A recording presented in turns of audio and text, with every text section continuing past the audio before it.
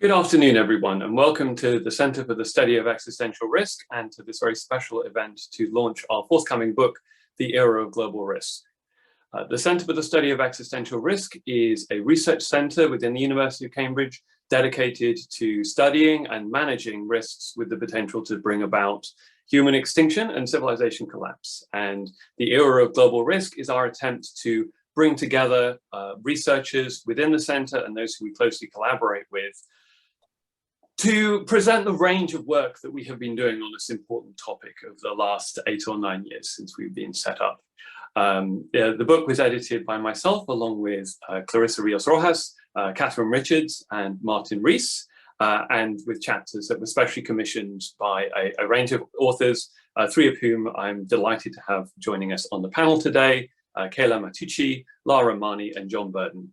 I'll introduce them shortly, but before that, Martin Rees, my co-editor, and the center's founder, and many things, including the Astronomer Royal, has very kindly offered some opening remarks. Over to you, Martin. Thank you very much, SJ. May I add my welcome to this session. I just want to offer a few thoughts of introductory context to the session for this book on Era of Global Risk. In fact, I suppose its theme is really no less than the future of our civilization. Its chapters are based on talks given at a conference hosted by CSER, the Center for the Study of Existential Risks, a couple of years ago. The center was founded about 10 years ago, and the motive really was to confront the new dangers which have appeared during this century. Indeed, this is the first century in the 45 million centuries of the Earth's history when one species, the human species, has the future of the entire planet in its hands. There are now 8 billion of us on the planet, all more demanding of energy and resources and depleting these at an unsustainable way, with a heavier footprint on the planet than our predecessors. And these effects are going to cause, as we know, climate change and mass extinctions. We depend on science to live, and without it, we could not accommodate even a fraction of the 8 billion people on the world. But as science gets more powerful, it has severe downsides as well as benefits. And this is really the theme of much of what we discuss at the center. In the 20th century, of course, it was nuclear science which posed the main threat of nuclear weapons, whereas in the 21st century, we have newly advancing science, biotech, cybertech, and AI, and these are potentially hugely beneficial, but also lead to new kinds of catastrophes, indeed, in particular, to the possibility that even a few people empowered by these new technologies can cause a catastrophe that cascades globally. That's because our world is more interconnected than ever before. You couldn't have a catastrophe in one continent without it spreading round to the rest of them. So the question is, can science save us? And if I'm allowed a plug, I wanted to show up a book of my own, which is called If Science is to Save Us, and that discusses the trade-off between the benefits of science and the dangers and the ethical uncertainties. The only other point I wanted to say is that CSER discusses all these issues by bringing together expertise from many, many disciplines. We have people with PhDs and qualifications in sciences and in philosophy and in computing, etc. And we are one of the rather few centers in the world which address these issues. It's a very small community studying existential risk. And I think that gives us a responsibility, but also means, I think, that even if we can reduce the risk of a catastrophe by 1 part in 1,000, the stakes are so high that we have more than earned our keep. Because at the moment, without our efforts, extreme risks are far less intensively studied than more routine risks like car crashes, train crashes, etc. So I think what we're doing is certainly worthwhile, and it's very important that we do it as well as possible and maximize our impact. So we are academics, but we are trying to not just understand the world, but change the world and make it safer. Well, you'll hear some parts of our work today, the talks that are going to come. So let me hand back to Dr. Beard, who will introduce the speakers and chair the rest of the section. So thank you very much. Over to you, SJ. Thank you so much, Martin, and thanks for all your work on the volume and on supporting the ongoing mission of CSER. Before I introduce the panelists, I should just briefly mention a few pieces of housekeeping. The first is that this session is being recorded to be published on the Centre's YouTube channel. Only the panelists, myself and Martin, will be recorded. None of the participants will be directly recorded. The second is that we will have an opportunity to feed in questions from the audience later on in the chat. My colleague Hayden is taking responsibility for moderating or collecting up the questions and feeding them through to me. If you would like to put a question to Hayden, please use the chat or Q&A functions within Zoom. And the third is a very personal piece of housekeeping, which is that I myself am currently on the tail end of a COVID infection. And as many of you who have been through COVID infections will know, I am currently astonishingly tired. I mention this solely because I think there is a non-zero risk that I will yawn at some point during this recording, and I want to make very clear that that will not in any way be a judgment about what is going on at the time. But with those brief notices out of the way, it gives me great pleasure to turn to our panelists. To begin with, I would like to introduce Kayla Matucci. Kayla co-authored chapter 10 of the forthcoming book on military artificial intelligence as contributor to global catastrophic risk with Matthias Maas and Dee Cook. Kayla is a Marshall Scholar researching applications of AI to environmental problems such as climate change, and also has a background in nuclear policy. She's currently an affiliated researcher at the Centre. She was the 2019 recipient of the Fulbright UK Open Award, collaborating with the Foreign Office as a member of several UK diplomatic delegations, and has previously worked at the Carnegie Endowment for International Peace, Sandia National Laboratories, and the United Nations. Kayla, if you'd like to say a few words about your contribution and your work. Thank you very much.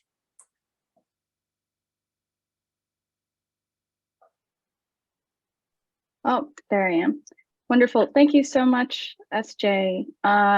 So as SJ said, I was a co-author on the chapter entitled Military AI as a Contributor to Global Catastrophic Risk. And I'd like to emphasize this chapter as a particular site of intersection between different areas of risk that we face and study in this field. It deals not only with risks from military technologies, such as nuclear weapons, but also with risks from AI. So I think this is just one phenomenal example of how this volume brings together risks from lots of different areas. But to walk you briefly through some of the insights from our chapter, which, as SJ said, was also written by Dai and Matthias, whose contributions were invaluable.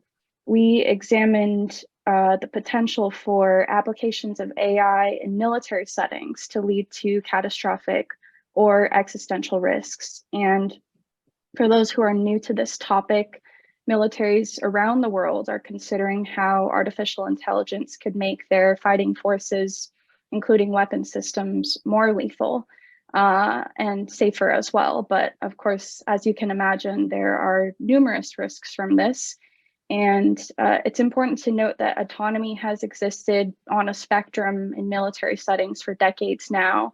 But what's different is that the degree of sophistication of AI technology is changing and warfare is changing. So the risks that can be seen from this are growing in our view. And to give you an idea of different potential applications of AI in military settings, some commonly proposed areas are improved analysis and visualization of large amounts of data for war planning and logistics, assistance with intelligence analysis, cyber defense and identifying cyber vulnerabilities, early warning and missile defense, and autonomous vehicles or delivery systems for air, land, and sea domains. And we specifically examined two potential use cases, which we deem to be to have the greatest potential for creating global catastrophic or existential risks, but also the ones that are most commonly discussed. And those are lethal autonomous weapon systems, and secondly, AI in and around nuclear command control and communication. And so the first, lethal autonomous weapon systems, or laws, as we can refer to them, are weapons that use AI to identify, select, and kill humans without human intervention. We examined potential applications of laws by terrorists and non-state actors, as well as state actors, and came to the conclusion that laws in the near future will likely not rise to the level of a global catastrophic risk, which we deem to be 1 million or more deaths. And obviously, as a side note, this field deals with some very difficult definitional issues of what is catastrophic and what is existential. And that's not to minimize the human impact of these risks, but it's so that we can have conversations about them. So the upper limits for any definition like that are arbitrary, but they allow us to discuss them in a sense. And we can talk a little bit, if anyone's interested, about why we deem that laws are not going to create global catastrophic risks in the near future, but that can include factors such as expense and barriers to procuring these at scale, as well as the fact that any actor with such nefarious aims could have at their disposal a number of other more destructive military technologies. But the second, and in our opinion, more likely avenue for military AI to create global catastrophic risks is through nuclear weapons and their associated technologies supporting infrastructure. And today, as most of you likely know, nuclear weapons are the most immediately destructive weapon in existence. One weapon could kill hundreds of thousands or even millions of people, depending on its use. And we are also in a changing environment in which renewed competition and conflict, arms racing and rearmament, the breakdown of arms control, and the rise of new technologies can increase these dangers. During much of the Cold War, it was the case that only a nuclear strike could disable part or all of another state's nuclear arsenal. But today that is not true. And so we're dealing with an increasingly unstable and vulnerable situation. And we can tell you a bit about the scenarios that we examined in the paper. But again, if anyone has particular interest in aspects of these, we're happy to talk about them. We looked at 6. The first was AI in decision-making, meaning AI given the ability to make decisions about nuclear launch. The second is AI as an aid to human decision-making. And the third is AI in peripheral systems such as electrical grids, computer systems, weapon platforms, and associated delivery systems. The fourth is AI as a corrupter of intelligence that is gathered or collated. The fifth is AI as a cyber threat to nuclear command and control. And the final one is AI negatively impacting perceptions of strategic stability and the larger international environment. So again, we can revisit these if you have interest, but the point is that all of this hinges on limited decision-making time and high-stakes situations in which perception can play a big role. And so given the multiple possible failure modes of AI technology, introducing it into these military settings can create even greater dangers. So our chapter calls for a concerted examination of the ways in which more immediate applications of AI in military settings might be harmful, to distinguish from more future possibilities of artificial general intelligence or debates about the long-term direction of AI. But as I said, this is a great example of ways in which risks intersect. And I'm excited to hear from some of the other authors about their chapters and their thoughts on this broader effort. Thank you so much, Kayla. I'd say as editor, I had the wonderful good fortune of being able to read all of these chapters early. And this chapter in particular, I think, having finished it, I had very different views about both specifically the risk from military applications of AI, but more generally, really, the risk of all kinds of near-term AI than I did going into it. So I think it's a chapter well worth reading, and I really look forward to it being out there.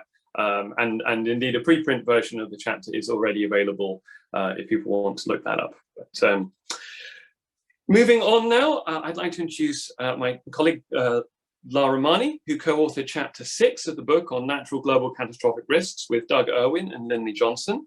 Lara is a senior research associate at CSER, where her research seeks to understand the efficacy of various communication methods and strategies for gaining traction for the mitigation and prevention of global catastrophic risk.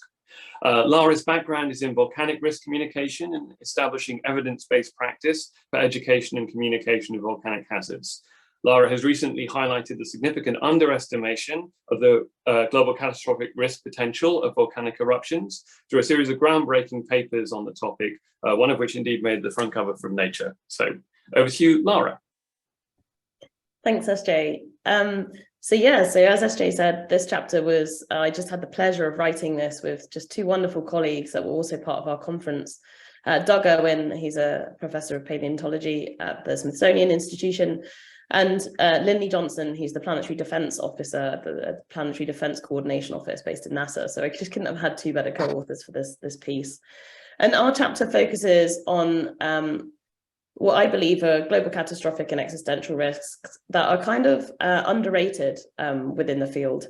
And first of all, Doug began on the first section of our chapter looking at the geological record and the history of mass extinction events that can kind of provide us with that window to the past that can kind of inform the way in which we think about these risks in the future. And we talk in there about the drivers of these mass extinction events related to climate change, obviously the end Permian mass extinction through an asteroid impact, and what we can learn about those events, about rates for extinction potentially of future species. But then our chapter kind of goes through and kind of re-examines some of the latest advances within the fields of kind of planetary defense, which is the field that looks to mitigate and prevent asteroid impact threat. And then I also talk about advances that we've kind of come to see within the field of volcanology for large magnitude volcanic eruptions, or so-called supervolcanic eruptions. And so some of the kind of things in this chapter that I think are quite revolutionary since in Martin's original book of Our Final Century, we've advanced massively in the technological developments within the field of planetary defense. NASA have been working extremely hard to try to identify and surveil any kind of asteroids or near-Earth objects that exist that may cause what we would call either continent or planet killer size, so kind of 300 meters across or larger. And they're well over 95% identified of objects now, which is just incredible.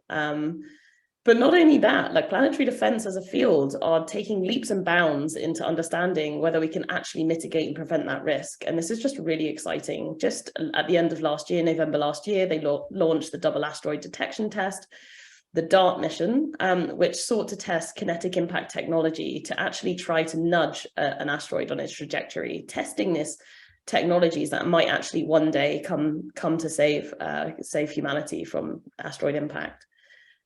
So just really exciting we kind of work through how that field is developed and kind of what that looks like.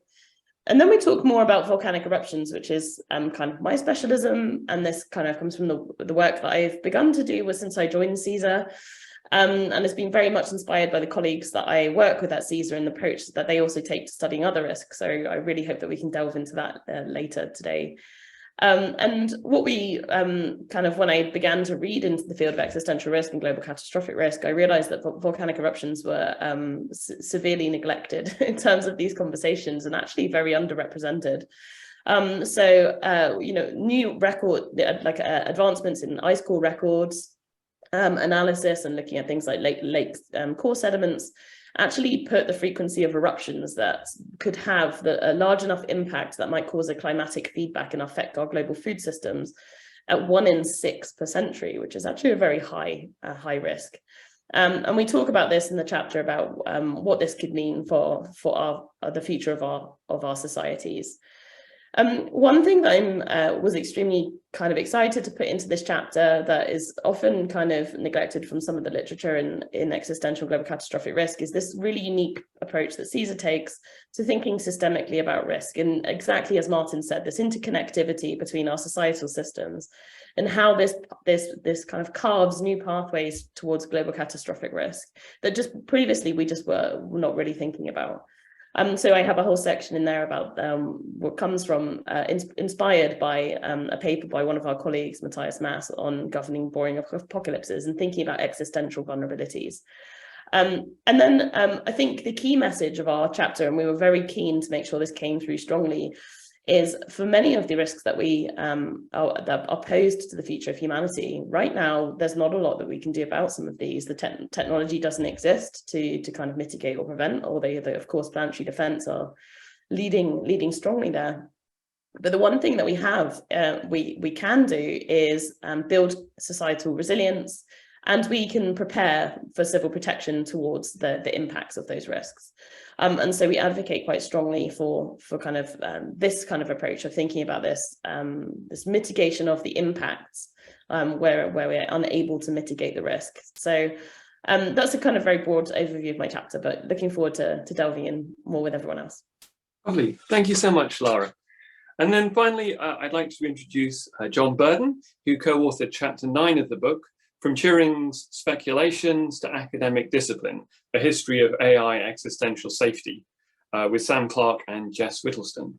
John is a research associate at CSER, whose research focuses on challenges of evaluating the capability and generality of AI systems, how these concepts relate to the risk posed by these systems, and how this risk can in turn be mitigated. He has a PhD in computer science from the University of York, as well as a master's degree in computer science from Oriel College, Oxford. Over to you, John. Great, thanks, SJ. Yeah, so the chapter, as you described, was written by me, Sam Clark, who's the head of strategy at Center for AI Governance, and Jess Whittleston, who's the head of AI policy at the Center for Long-Term Resilience. A lot of centers in this field, but yeah. So one of the things that I wanted to capture with this chapter is the rate of like AI progress is so phenomenally fast these days. It's actually kind of nice to sit back and just look at where we've come from, particularly in the way that we've looked at AI as an existential risk. And the area that I wanted to focus on most in this chapter is this idea that we might one day sort of lose control over AI systems, or that they may pose some threat to us that doesn't come from us, say, misusing them. And this, this idea about creations rebelling against their creators are very old and come, hundreds of years of examples in mythology and so on. But it's only in the 60s, or the 1960s, when these concerns are sort of applied to something that start resembling the modern computer. And a computer scientist, mathematician, I.J. Good, was speculating about sort of recursively self-improving ultra intelligence, is what he called it. And similarly, sort of von Neumann, John von Neumann talks about his this idea called the singularity, which I'm sure we've all heard of now. And they were sort of worried about this, but not everyone was worried about it, right? There's this futurist, famous Ray Kurzweil, who was sort of ushering in this amazing global singularity that is definitely going to be here by the year 2045. And Martin Rees, in his book, Our Final Century, from about 20 years ago, is actually looking at this and saying this kind of this belief in this looming technological singularity reeks more of Christian eschatology than science, right? And that's what it was. It's speculation. And it's only in the last 20 years that we've seen a transformation from this mere speculation to a more robust academic discipline. So in our chapter, we sort of look and track at this change, and it's very odd to see how quickly the field has come up and how fast it's growing. And so we've sort of traced the progress of this from the mid 2000s, 2005. And it's getting, it's a slow process, but until at around the year 2012, when the deep learning revolution kicks off, all of a sudden AI progress goes into sort of this massive overdrive. And it's very interesting, and I think there's a lot we can learn from this about our response to this vast technological progress and how we respond in terms of which areas we fund. And so one of the things that we try to do in this chapter as well is look at, okay, we've massively expanded the field. There's research avenues left, right, and center. Which ones of these are promising? How do we find out where we should be investing our resources and talent? And how do we keep up with a seemingly ever quickening field? Last week we had GPT-4 come out. Half an hour ago, before the meeting started, Google's released Bard. It doesn't end, and I think there's definitely something about how we are going to deal with this increasing pace. It's obviously not at the level of the singularity in this sort of vague eschatological sense, but we, as I'm sure Kayla is aware in terms of AI in general from her chapter, we're not ready with the infrastructure to deal with this. Similarly, in terms of controlling and making sure that AI systems are safe from a technical perspective, in terms of how do we know what they're going to do, or what their intentions will be, or what sort of behavior is sort of encouraged by their, say, reward system, we don't know how to make that safe yet. And there are still many core problems within sort of the AI safety from a sort of machine learning perspective that we still don't have solutions to. And given that the ecosystem keeps changing, it's very hard to nail down which directions are useful to go into. And forecasts for when the AGI or transformative AI or whatever we want to call it, these forecasts for when this arrives keep getting shorter and shorter.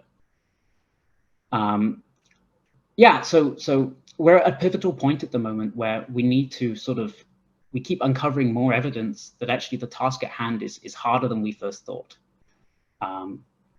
And we need to find solutions for these fundamental problems, but we also need to identify which of these research avenues are the way forward. And that's basically a brief overview of what we talk about in the chapter.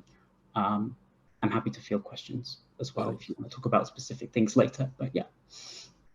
Thank you so much, John. So thank you to all three panelists. I will just briefly mention some of the other chapters that we have in the book.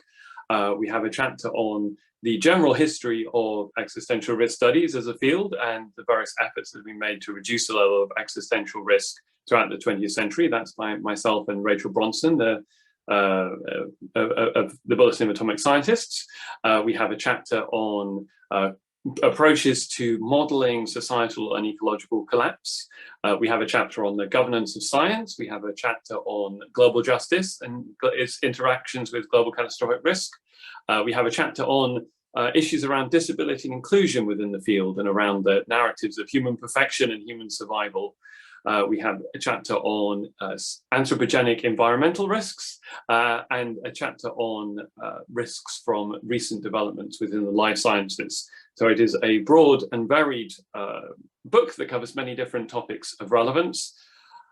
I think one of the themes that comes across throughout the book, and indeed in choosing to call it the era of global risk, is that while there have been concerns about many of the things that we write about for a long period of time, there is a general sense that we are currently living through a period, an unusual period, in maybe not just the history of humanity, but the history of the entire planet. Whereas as Martin said in his introductory remarks, one species seems to hold the fate of our entire planet in its own hands. I guess one question I wanted to ask all three of you is, thinking specifically about the kinds of risks or the drivers of risks that you focus on, what do you see as characterizing this era of global risk, and when would you say that it really began? Perhaps Lara, you could start with that one. Sure, that's a really interesting question. So particularly in my the kind of way that I've thought about some of these risks, particularly around volcanic eruptions, I authored a piece just a few years ago which looked at societal vulnerability to volcanic eruptions, not necessarily even large ones, but even smaller eruptions that coincided with our global critical infrastructure and systems, things like global shipping lanes, submarine cables, transportation networks, that provided this kind of intersection that could see this cascade of impacts, rather than this short, sharp existential shock, rather this existential vulnerability angle, where you have a shock in the system that causes this cascade towards global catastrophe. And I think in reality, in the process of writing that piece, it's become kind of very evident that if I think about the Tambora eruption in 1815, which is the last large kind of magnitude eruption that we experienced as humanity, the world was a very different place. We didn't have populations as significant as they are now. We didn't rely on the global networks and supply chains to sustain our societies and keep us ticking. And so suddenly, if that event happens today, we're looking at a very different kind of impact from something so large. So not only would something like this cascade through our systems and cause shocks to our global supply chains, we would likely see this kind of climatic feedback event, which of course caused the known year without a summer in 1816 that led to the loss of crops in the Northern Hemisphere. But what also compounds this now is climate change has to come into these conversations here today, and how much this affects many of the hazards and stresses many of these kind of systems, and kind of pushes us even more into this era of global risk. And for volcanic eruptions, it's not really well realized that climate change accelerates the frequency of eruptions and makes the impacts felt even more severe. And that's going to get substantially worse over the coming century. So for me, I think this point of where we became the era of global risk is possibly around when we became into the kind of industrial revolution, and we began to have this global kind of supply chains and interconnectivity. You know, we now see viruses. COVID was an excellent example of this. COVID, a virus that started in China, spread to every single corner of this world through our transportation networks. And so, yeah, for me, that's kind of where I would kind of lay my hat is around the Industrial Revolution. And Kayla? I think that's a great answer, and I think when I ponder this question, certain buzzwords come to mind, or buzz terms like great acceleration or Anthropocene. And for those who are not part of this field, we think about the Anthropocene epoch as the new geological epoch in which humans now have the primary influence on that footprint. And so I think, you know, generally, if I consider just my area of study or what my background is in, the advent of nuclear weapons coincides with a lot of those changes and sort of initiates an era in military history in which we can inflict massive amounts of harm, not only on ourselves and our own societies, but on ecosystems more broadly. And you can think of AI risks as something that just augments that, or makes the possibility for the use of nuclear weapons greater, whether that's inadvertently or in an act of war, that could be made more likely by the misperceptions that AI could create. And so I think while AI, as John was saying, can serve as a risk in and of itself, it can also magnify risks in other areas, whether that's by integrating AI into the power grid or into very high stakes military infrastructure that can already on its own have massive impacts.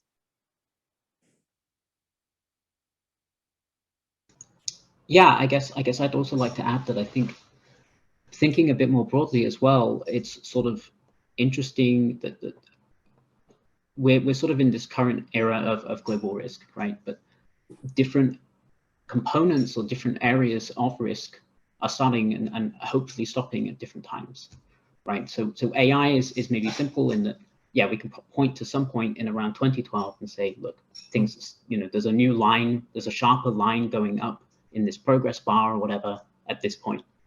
But because everything's interconnected, as both Lara and Kayla were saying, right? Even if this goes well, even if AI goes well, we don't know how it will affect society because everything is so interconnected. And say the era of global risk from nuclear weapons presumably started in 1944, 45, something like that, whenever the capability was developed. But again, there's this sort of reliance, this the way that everything's so globally connected now has been great for so many things, but we are now all reliant on everything just kind of working out. And I think that's maybe when the era started, when, if one civilization falls, we kind of all fall now, right? There's one civilization left versus if you look at, say, the fall of Rome or something, most, on the other side of the world, it's not such a big deal. I guess for me, it's a really interesting thing that we all look at these big picture long-term trends, and I think that's very much in line with what we do as existential risk researchers. But certainly, as someone who's been in the field for a while, it certainly feels like things have really changed in recent years, and ever since COVID. I cannot think of the last time I've ever had anyone say what we used to hear all the time when I started, which was, well, this isn't very important what you're working on, and why are you wasting your time worrying about global catastrophes? There's kind of been a real sea change in how this work is perceived especially since the advent of COVID-19. Yeah, and I just thought that might be an opportunity to take a question from the floor. Adam would like to ask you of your thoughts about the pandemic and about the future of pandemics. So both, is there anything that you have learned from COVID-19 as a large-scale global event? We could argue about whether or not it is a global risk or a global catastrophic risk, but certainly a large-scale global event, and also about the potential for future similar pandemics or other catastrophes. Can I jump in? Yeah. Yeah. So I think we may have been very, and I hesitate to use the word lucky here, right? But this could have been so much worse. We've had, I don't know how many million deaths, and that's been a tremendous tragedy. But this could have been so much worse. And I think that we need to take this as the lesson for how unprepared we were in terms of both government policy, stockpiles of important equipment, education about pandemics, and just how disinformation from these big technological systems can play in and wreak havoc on your sort of strategy for dealing with a disease. And I think now the onus is on us, as in everyone, to make sure that we don't make the same mistake again, whether that's at a sort of governmental level, a personal level in terms of behavior, masking up and so on, or yeah. I guess for me, I agree with John that is definitely could have been worse had we had a sleeper virus or something that was substantially worse. But COVID should also not have been as bad as it was.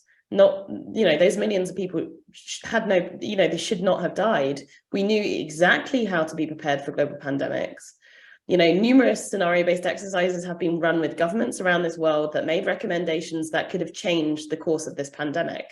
Actions and lack of preparedness of global systems to quickly speed up the production of vaccines, poor risk communication, many things kind of compounded to make COVID this kind of devastating catastrophe that it really just didn't need to be.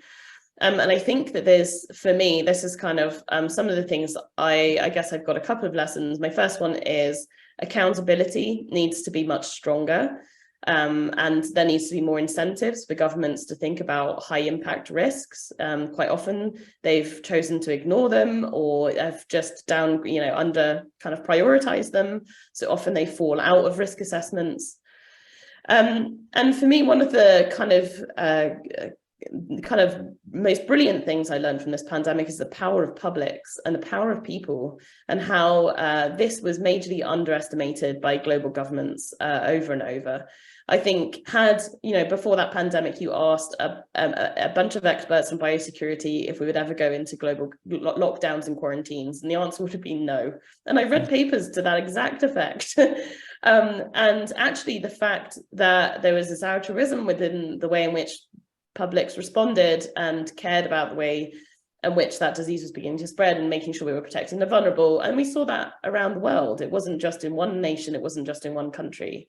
For me, that is really, really important, this power of publics and making sure that we empower people to be able to take their own risk mitigation. So although I have many criticisms about the way in which the pandemic was handled, there are a few successes. The fact that masks became the norm and were, well adopted eventually, we got there eventually. And I talk from a very Western European viewpoint here, of course, because that's my experience of the pandemic. But we have a project here at CSER that focuses on the lessons that we can take from the COVID pandemic for dealing with future global catastrophic risks and the kind of things that we can learn from that. We published a research agenda on that, which is available to read. And we talk exactly about these issues. But one of the principal ones is that early preparedness and early action, and making sure that we think through that kind of life cycle of what these risks look like. And I can see there's a question in the chat, and it's exactly that, like, it's not preparing, not fighting the last war is the phrase that's so commonly thrown around this arena. Not fighting that last war, but preparing for the next, which could be worse, is exactly what John is saying. Yeah, those are my lessons. I know that earlier Laura mentioned Matthias's paper on the boring apocalypse, and I think that's highly relevant here. It got a mention in the New York Times by Adam Grant, and I think rightfully so, because what I took away, besides just our massive underpreparedness, were some of the lessons about the cognitive side of convincing people to take action on these things, which can be anything from the fact that humans are really bad at long-term planning. And you see that in the passage of budgets and appropriation in multiple legislative bodies around the world, but also that people are really bad at thinking about these risks in tandem, which is what I think it's so beautiful that we do that here at CSER. And as this panel does, we're threading together not just the natural risks, but also the anthropogenic human-caused risks. So for me, I took away a sense that it is really difficult to convince people to sustain a sense of urgency about these things. And we have a lot of work to do thinking about how we can get around that fatigue that we are all feeling from dealing with this constantly. And I mean, the sense of that within communities that are more vulnerable is just, of course, heightened. Mm. Thank you, Kayla. And that point very much leads me on to a question that I really want to ask the three of you, and I'm interested in your responses, because you're all experts at specific things, and the chapters that you've written really bring out that expertise and that specialized knowledge, and yet all of you are choosing to have your work interface with a research center that is both highly interdisciplinary, that if you have a kind of expertise within CSER, you are probably the only person.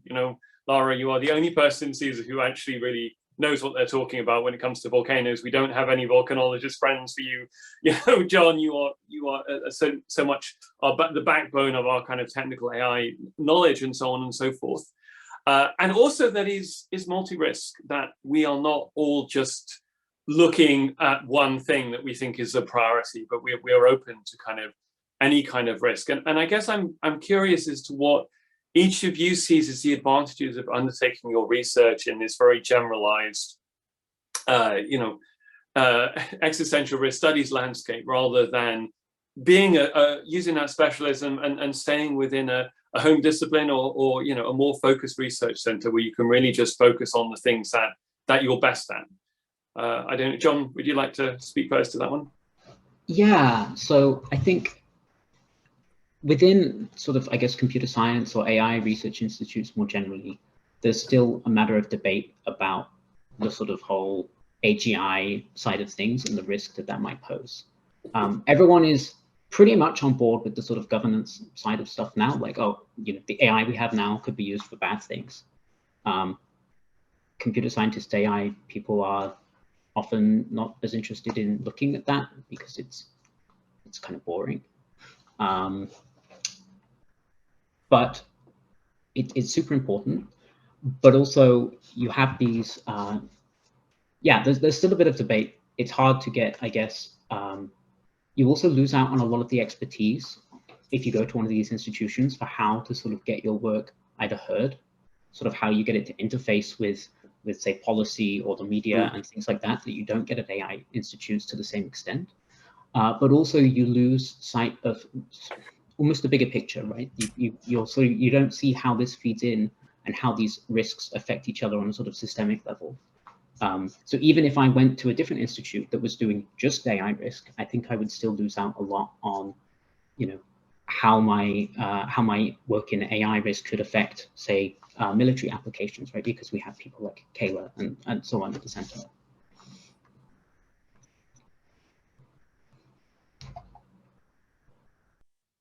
Kayla? Well, I deliberately sought out CSER for a reason that I think we're all alluding to. I originally came from a background in nuclear policy. I started doing nuclear energy and non-proliferation, and then I moved into more work on weapons and disarmament and arms control. But I think I was frustrated by the camps that existed in the nuclear field. You can't really call it a discrete entity, but there are lots of different groups that don't necessarily talk to one another. And I found that often when I was attempting to facilitate conversations among and between them, we weren't even talking about the same things. So I sought out CSER as a starting point to call this issue what it is, which is an existential or catastrophic risk. And I think that's really refreshing because you don't go through any of the mental gymnastics of, you know, sterilizing the issue or the number of people who might die. The stakes are really high and it's a serious topic. And for me, that was a refreshing place to start. But I also think being at CSER inherently has challenged me, and I'm sure many of my colleagues, to make my work legible to people outside of my field, to be in conversation with those people, and to be constantly asking the question of why and how my work is relevant to them, how our work is relevant to one another, and how we can put that work in conversation with each other. So, you know, in isolated fields, it's often the case that in the nuclear field, for example, I think there's an under consideration of the climatic impacts of nuclear detonations. There's an under consideration, or there was initially when I started working on, for example, cyber threats to nuclear weapons. So we become quite set in our ways, and a place like CSER is just a wonderful place to break you out of that quite forcefully. Yeah, and I think I would echo Kayla there. I guess my story is slightly different. I guess I kind of accidentally stumbled into the world of existential risk and, you know, on the job circuit, and I kind of came across this role at kind of CSER and was like, what? You know, I've worked in risk my entire life, my entire career, and had never really thought about this higher impact kind of end of the spectrum, and instantly was interested in extremely curious about what this was. And I began to listen to podcasts about AI and nuclear war and found myself down some very deep dark rabbit holes. But the value of CSER for me is just it's extraordinary. It's I believe it's unique. There's however many researchers the CSER is now, and every single one of us is different. We've been trained to think critically differently. We've been, you know, absolutely different viewpoints, different ways of thinking about those risks and those issues. And my work has been so influenced by those incredible people around me that have taught me to think about my field a different way. And I've taken that to my field, and I've learned the lessons from CSER and said, hey, volcanology, we're not thinking about volcanoes right. And for me, I guess it snapped me out of this kind of navel gazing and got me to really frame my work in that bigger, higher impact kind of framing and really kind of run with it. And yeah, and it never stops. For every conversation I have with one of my colleagues, or every seminar I sit through, I think, oh yeah, this is really great, and actually I haven't thought about this before, and it's like a never-ending rabbit hole. But yeah, so that's what I think I really love about CSER. I think is utterly unique. Yeah, and I thank all of my colleagues for where my work has got to today, and one for the formation of this book chapter. Well, that's it's very nice to get all those positive sentiments. I think this kind of leads on to two questions, both from anonymous participants, but I think really important. So one of them is about acknowledging that there are differences in the ways that existential risk is studied, both at CSER, but also at other centers of existential risk studies around the world. And what do the panelists think about these different approaches? And the second is about how can we make this feel better and stronger?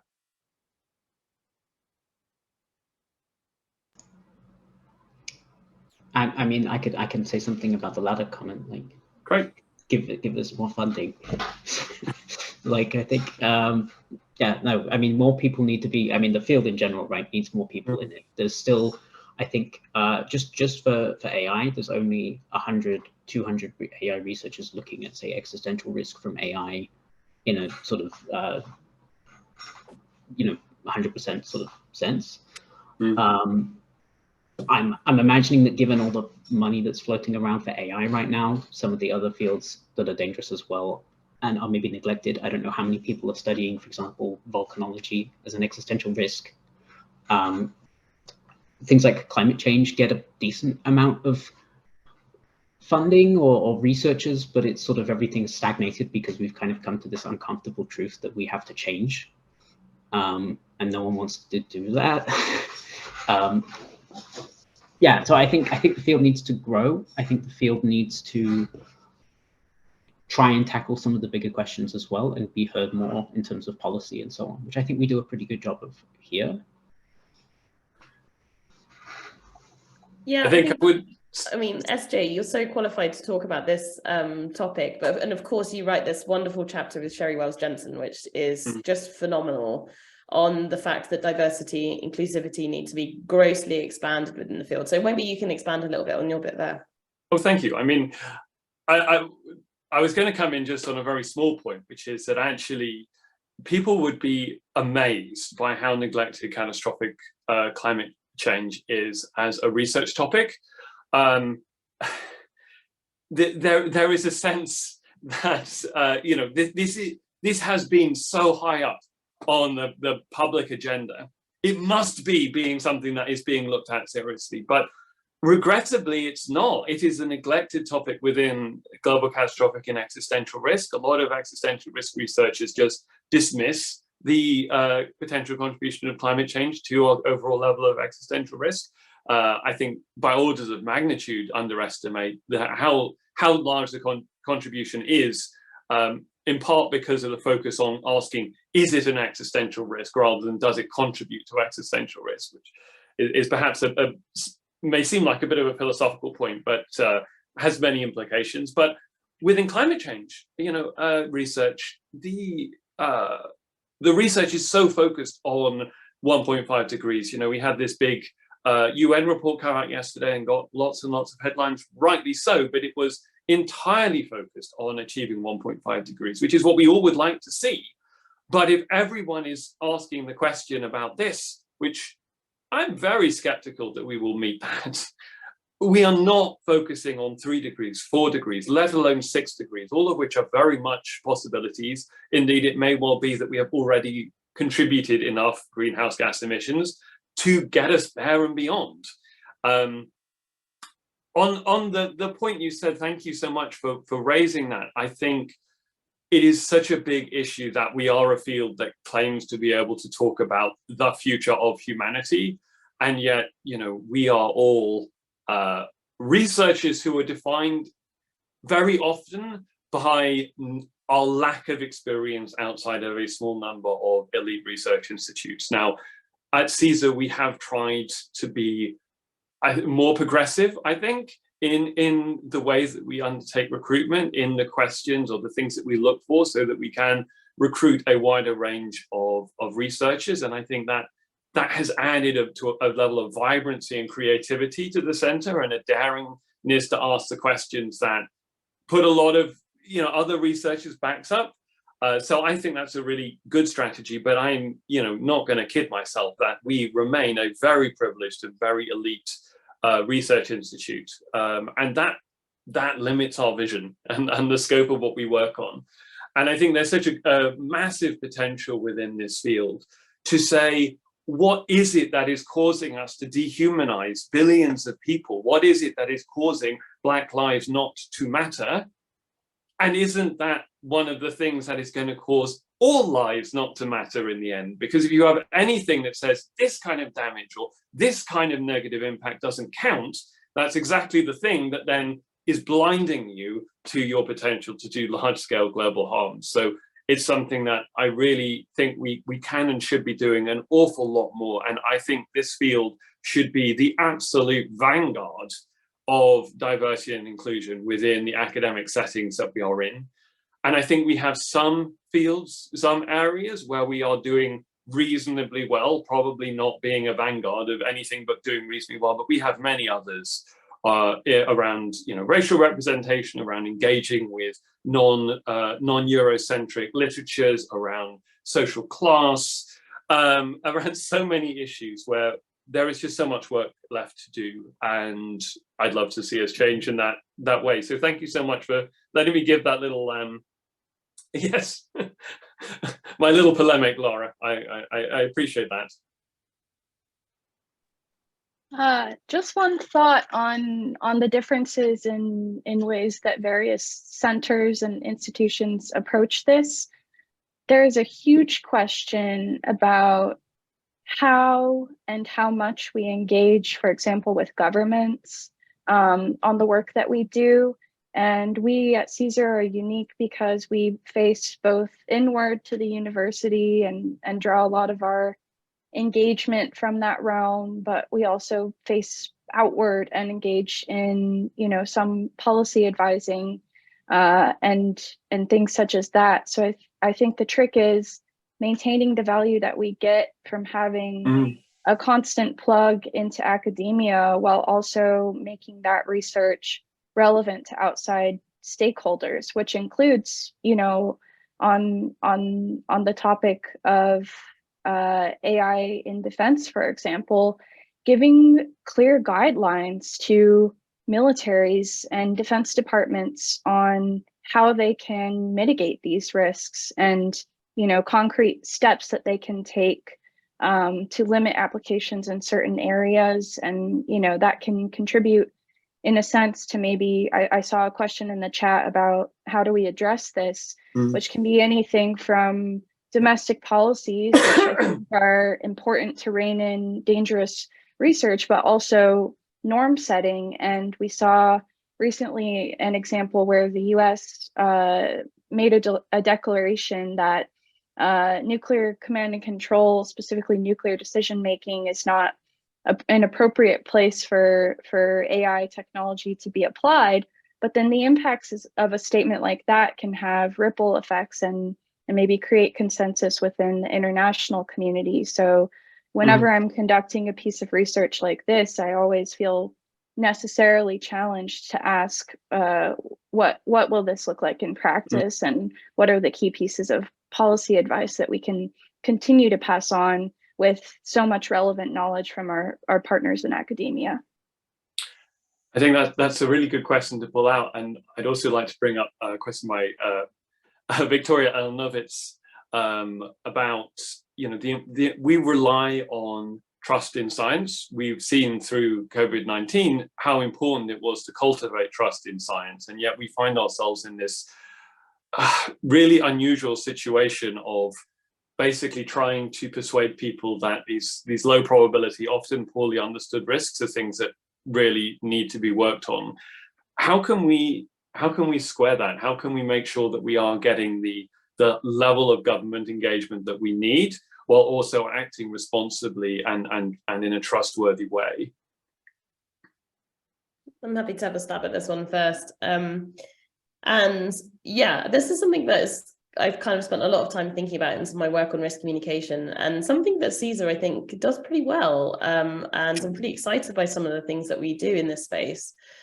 And for us, I guess some of what, when we come to this kind of side of working with, policymakers and stakeholders, I think we're really good at engaging them in the conversations as those kind of ideas are forming and making sure that they're part of that. So we do lots of workshops, we convene lots of kind of discussions that involve and engage stakeholders right from the beginning and decision makers right from the beginning.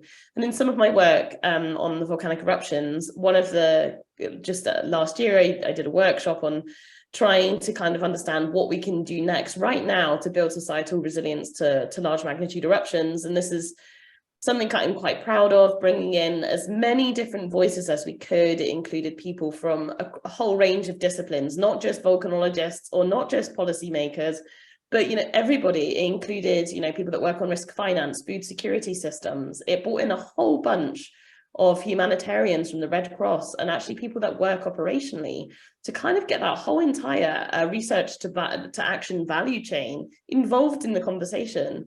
And kind of understanding, each other's language. How can we talk to each other? How can we break down those barriers and make sure we build those communications between each other? What are the ideas that we can come to a global challenge? These are global challenges and they need global voices. And one of the things that I love to do in this space as well is bring in creatives. The power of creatives is just phenomenal in helping these conversations. And SJ, you were part of this work too. And kind of trying to break down the barriers that people walk into a room with a certain mindset that I'm an elite level stakeholder from the UN and I want to talk about this risk. And at the end of it, I hope that they leave as humans that were concerned about that risk. And it's very much about trying to move them away from this extrinsic motivations to intrinsic motivations and getting them involved right from the beginning in those discussions. So I think it's something that we do really, really well. And I'd love to see more of it continue in our work. Yeah, I want to add that the particular frame of thinking that we can bring to this is to ask governments to what end they are undertaking specific policies. And SJ, you mentioned something important, which is that although there is this huge amount of intellectual capacity and financial resources devoted in some sense to mitigating climate change, we're not thinking about as much about, the term would be adaptation, but in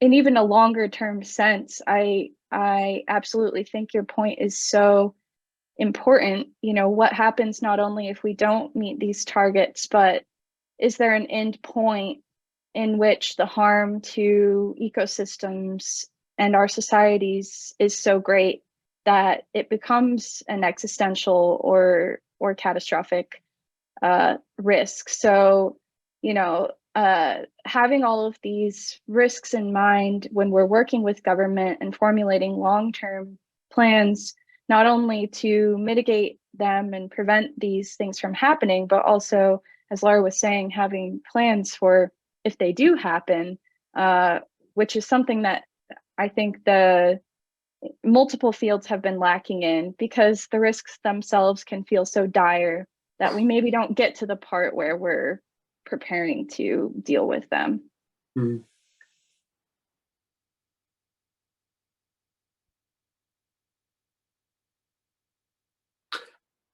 I wanted to move on to a question by Constantine, who asks about, I think this is specifically in relation to kind of nuclear tensions, the important role of economic sanctions, but then goes on to say, is the concept of using economic sanctions ones that we could invoke more widely to manage global risk?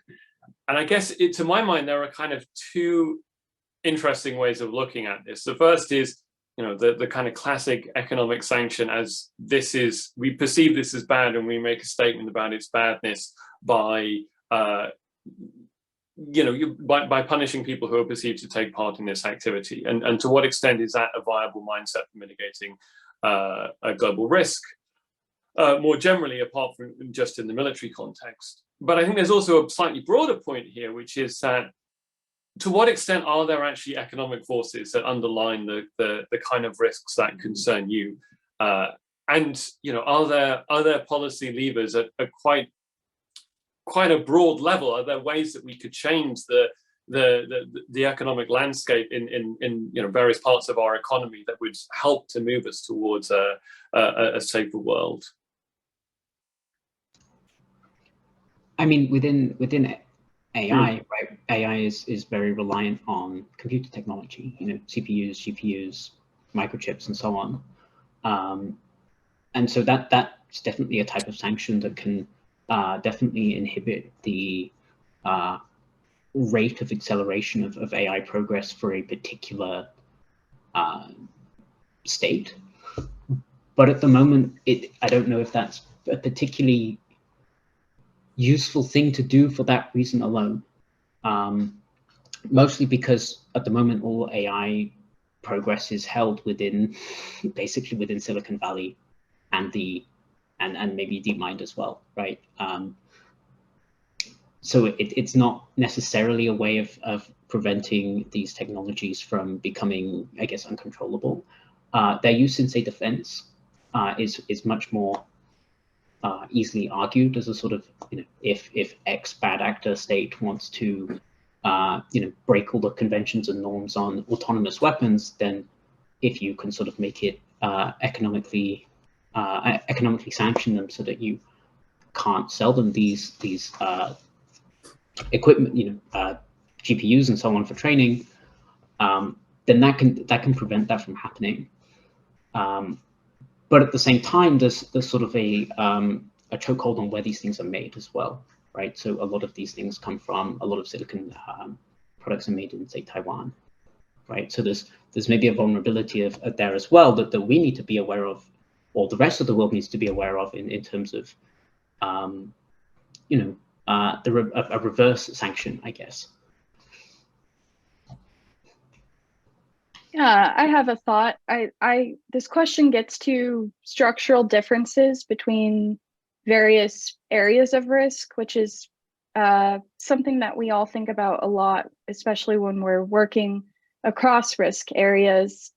But in nuclear policy, for example, some states pursue nuclear weapons programs for regime survival, and so we might find that economic sanctions in certain cases can just further destabilize a state and exacerbate those feelings of instability that might have initially led them to seek nuclear weapons. Whereas in other areas, I don't know of any work on the viability of sanctions to lead states away from laws programs, but I think that's an interesting question, and maybe because it's a different area, it has a different answer than, say, the work that has been done on sanctions in the nuclear field. But a broader observation is that in each area of risk, and something that we struggle to square at CSER, different actors can have different impact and different influences, and so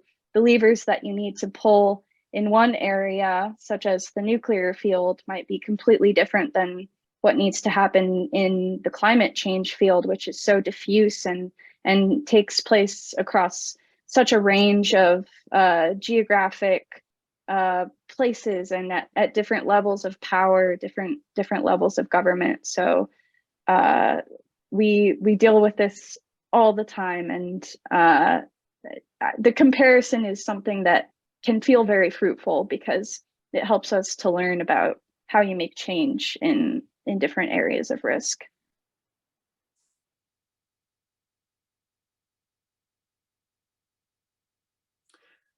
Do you want to add anything, Laura? Not really specifically on this one. I guess I really echo what Kayla says, and in the work that I do on risk communication, that It's exactly that. Who you're kind of talking to about these risks really differs. The way in which we should be talking about them differs.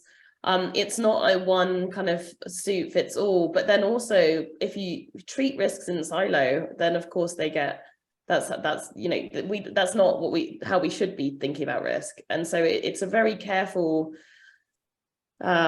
difficult thing to do, is really understand how to effectively communicate for any of these risks to kind of make any kind of progress towards this kind of mitigation actions and governance. So I guess we're getting towards the end of the session, and this takes me towards the third of the questions that I really wanted to bring into this discussion. So in calling this book The Era of Global Risk, we did want to, draw attention to, as I said at the beginning, that we do seem to be at the moment at a particularly high level of global risk. But for me, it's also inherent in the title that there is hope that this era of global risk will end, and end not in the destruction of humanity, but that it can end in us moving towards an era, moving towards an era of global safety. And I think that's what we would all like to achieve in this book. The aim of the book is not just to get everyone to panic more, but to actually move us to a situation in which panic is no longer quite so necessary. So I was wondering what you might say for people who are in the audience to this, to your fellow researchers, or just to concerned citizens. What are some of the things that we can do to help bring the era of global risk to an end?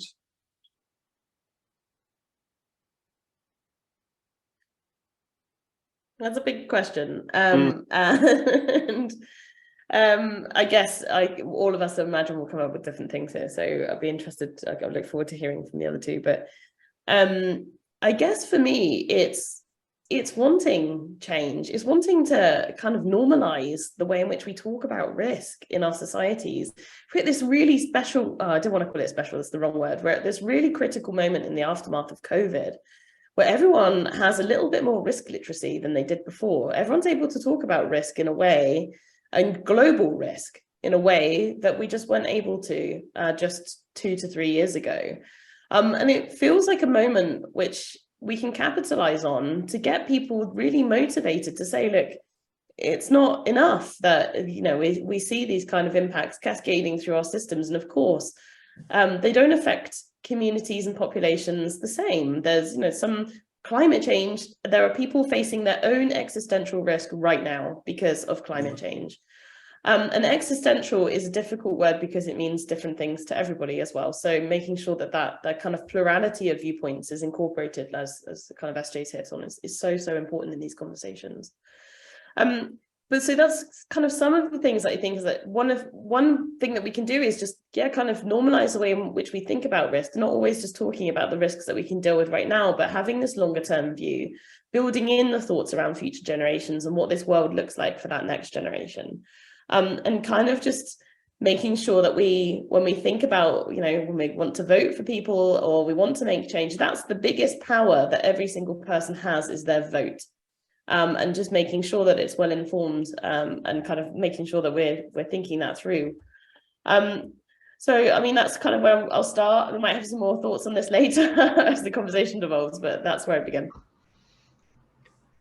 Yeah, I guess I'd like to just also add that, different risks or different areas of risk or contributors of risk are at different points in their sort of risk life cycle, right? So for, say, AI, we very clearly, at least from the sort of losing control of an advanced AI sort of approach, we very clearly don't know what the solution is right now.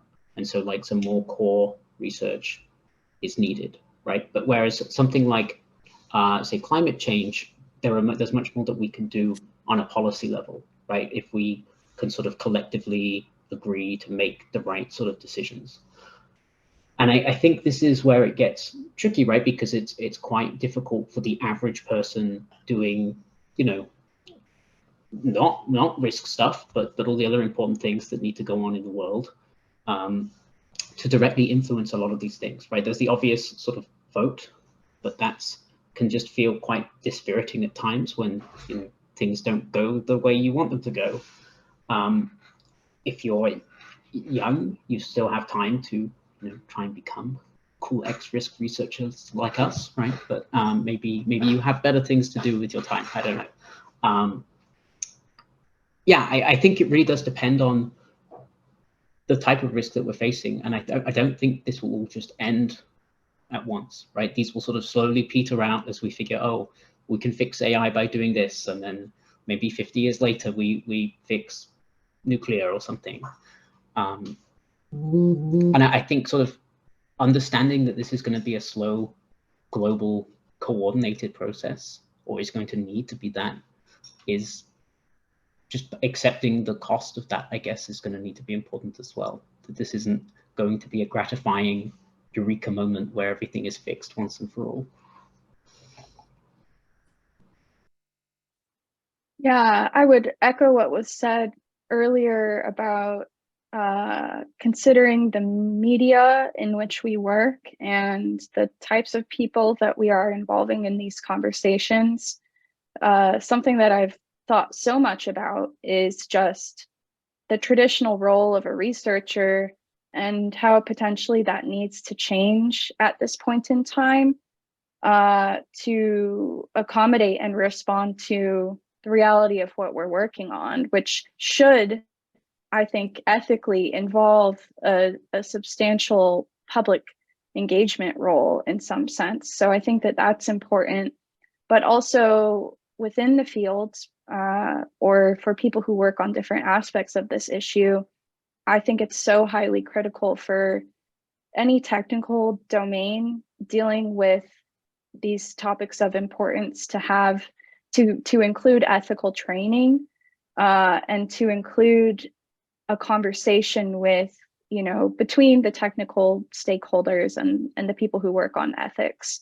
And I know that we think about that at Cambridge in some way, but catching people during that phase of education where they're thinking about how they will apply the knowledge that they're gaining is so important, and centers like CSER can play a role in that. I feel like having asked, if I can just expand a little bit on other thoughts I have in this, is around the way. So it's actually, we've learned all of these lessons from all of these historical well, not even historical, right? COVID's right here. It's right now. We've learned things from past, and it's a bit about that too. It's about learning those lessons and applying what we learned from them. So it's obvious that we have issues with societal resilience on our global critical infrastructures and systems.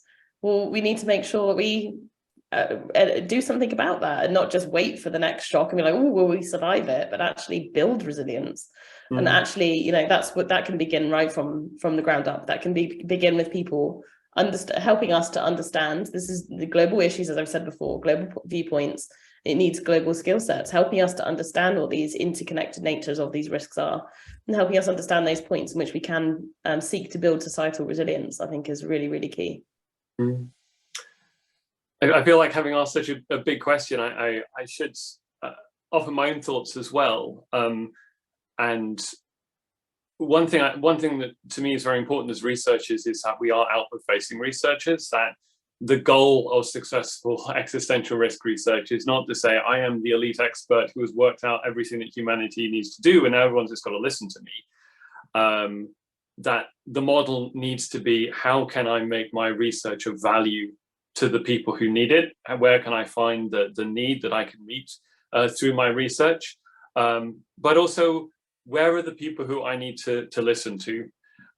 Because I do have a partial perspective on all of this, and I look at other colleagues like Lara at the center, and I think they're much better than me at doing this in practice. I am an autistic person. I really struggle to reach out, but I'm convinced that that is the thing that all of us can and should be doing more. We need a really open field of existential risk studies.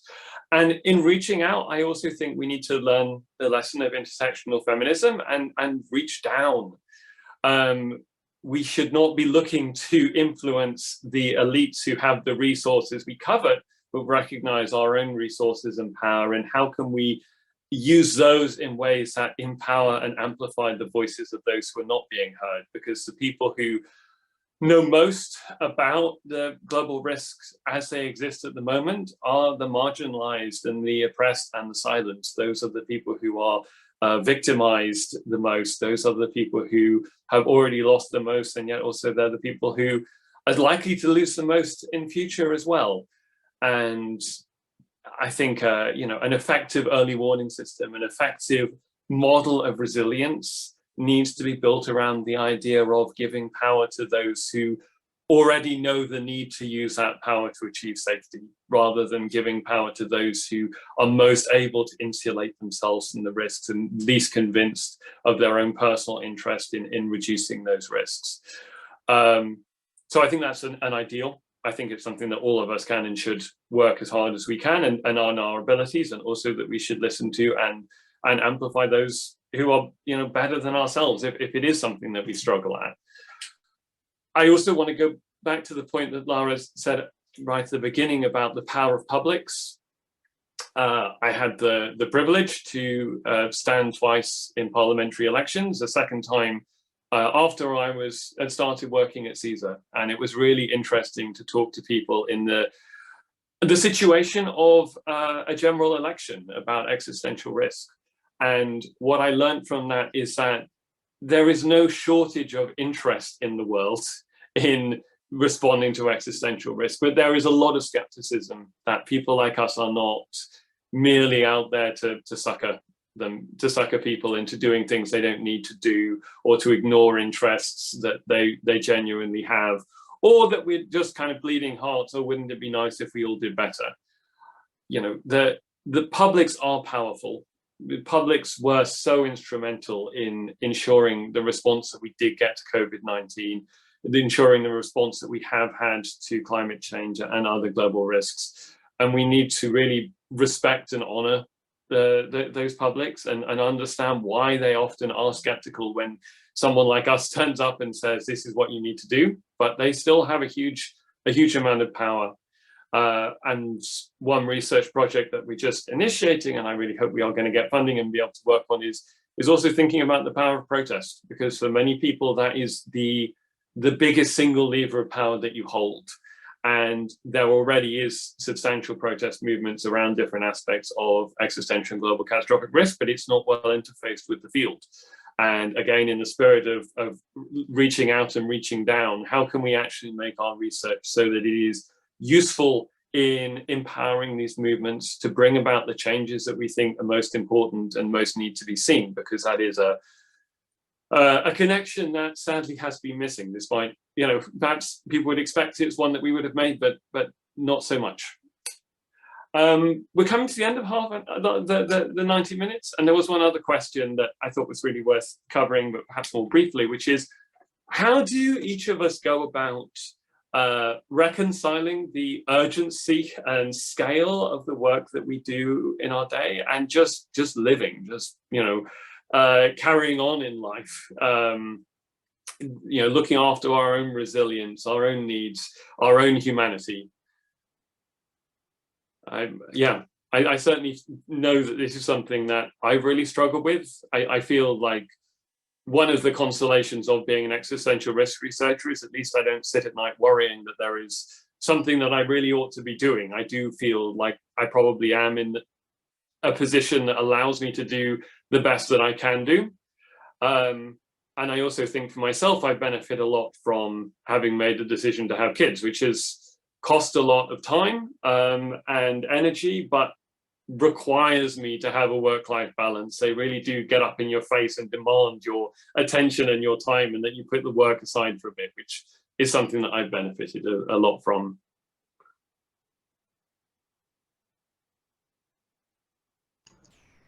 I guess I can take a stab at this question. I think it's something that I think about a lot sometimes, because I don't really get that fazed by it, and I'm not sure if it's some kind of inner cynicism coming out, or just sort of, I don't know.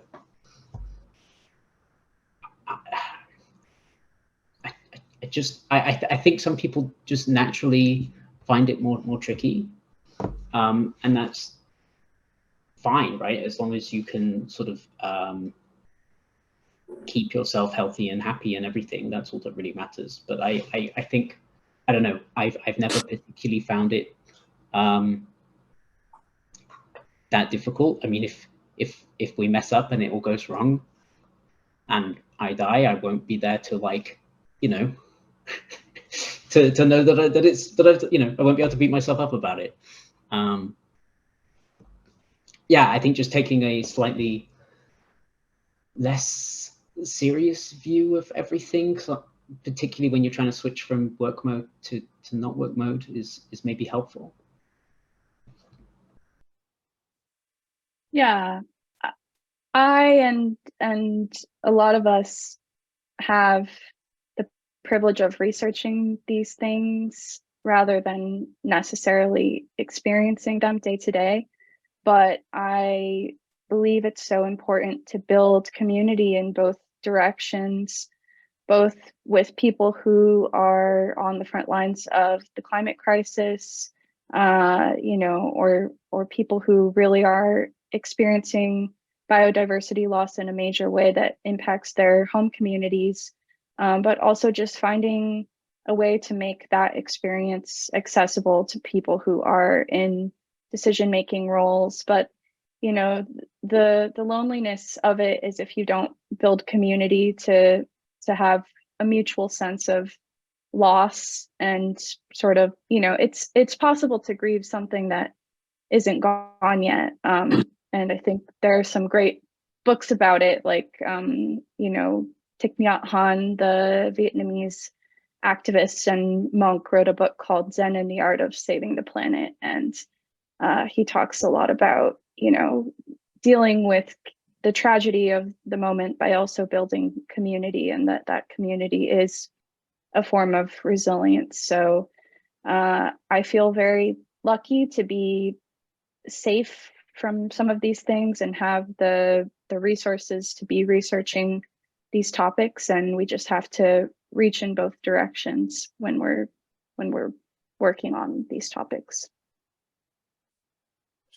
I guess for me, I'm really, really driven by not wanting to be another person that walks through this world and accepts what is around me that I feel so passionately and strongly against. And I really want to fight for us. I want to fight for humanity. And that's what drives me. It's what wakes me up every single day, that I feel really empowered by the work that I do. I feel like I'm able, even if it's a minute difference in this world, if it is just making one policymaker understand that one of these risks is a little bit more, should be taken a little bit more seriously. And if that has a tiny impact, then for me, then everything has been worth it. And yeah, it can be really tough. It can be really exhausting. It can be frustrating when it's so obvious to see risks that, you know, should be taken more seriously that are just ignored. It can be really frustrating, but it just makes this fire burn within me that doesn't want to accept that and kind of just keep fighting for us as a cause and making sure that we never see loss of life from unnecessary risk events. Particularly in my own field, I feel extremely passionate about the fact that I never want to hear of future deaths from volcanic eruptions. It just shouldn't happen. So I think that's what really kind of stops me from feeling too sad about these kind of conversations, because it's just also so empowering. Well, thank you so much. Thank you so much, all of you, for taking part in this discussion, for your contributions to the book, but I think most of all for that commitment, that passion, that drive, that willingness to show up. I think this often is a harder job to do than we let on. You know, working on these topics always takes its toll, and you know, that is not something that we need to make a big song and dance about in public, but it is an awesome position to find ourselves in. Living in an era of global risk is scary. It is also empowering, and it can be hopeful as well. And I know, you know, the breadth of experience and personal commitment of the many authors and others who have contributed to this book, and like fellow editors and so on. I wish I could provide some of that you know, to everyone who reads the book, I hope it's something that people will pick up on in the chapters, but I think it creates opportunities for human connection. And at the end of the day, we are 8 billion humans all trying our best and dealing with insurmountable global problems, but we will, you know, we are working at them together, and 8 billion humans is an awesome force. So thank you so much for all of your contributions, and thank you to everyone for coming along and listening to our discussion today. I hope you found it as interesting and insightful as I have. The book itself is still forthcoming. We hope it will be out in the coming weeks or maybe a couple of months. Unfortunately, as often with academic publishing, there are various hurdles to overcome in the final stages of production. This is the first book that we have brought out as a center, and a lot of learning is taking place about how to do that effectively. It will be followed up in pretty short order by a sequel, an anthology of global risk, highlighting a range of the research that we've put out in recent years to kind of back up these introductory readings. We will provide information about when both books are published, as and when that happens. Both books will be available purely open access. If you want to go and read them online, that will be freely available to everyone, and there will also be physical copies that you can buy. And I look forward to giving everyone the opportunity to do that. But in the meantime, thanks again for coming along and taking part in this discussion.